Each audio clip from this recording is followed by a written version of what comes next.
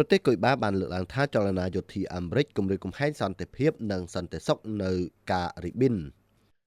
រដ្ឋមន្ត្រីការបរទេសកុយបាលោក Bruno Rodriguez Parilla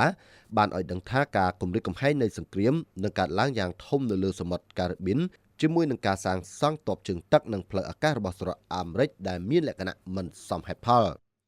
ថ្លែងទៅកាន់ការជជែកដេញដោលប្រចាំឆ្នាំរបស់មហាសន្និបាតអង្គការសហប្រជាជាតិ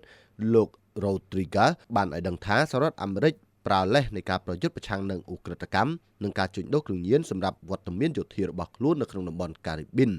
លោកបានលើកឡើងថាការវាយប្រហារនិងការបំផ្លិចបំផ្លាញទុកល្បឿនលឿនដែលមិនបានចុះបញ្ជីឬមិនមានធម្មនុញ្ញការសម្លាប់ក្រៅប្រព័ន្ធតុលាការ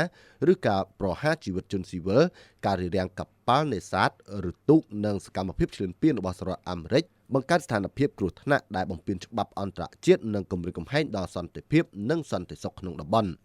លោក Rodriguez ក៏បានថ្កោលទោសការបិទផ្លូវរបស់សហរដ្ឋអាមេរិកប្រឆាំងនឹងកុយបាដែលលោកបានពណ៌នាថារឹតបន្តឹងខ្លាំងបំផុតនិងបង្កើតបានជាសង្គ្រាមសេដ្ឋកិច្ចដ៏អូសបន្លាយ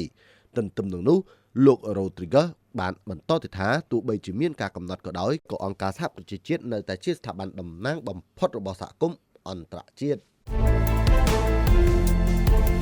អនាគតរបស់លោកអ្នកកាន់តែភ្លឺស្វាងដោយសាកលវិទ្យាល័យ Bill Bry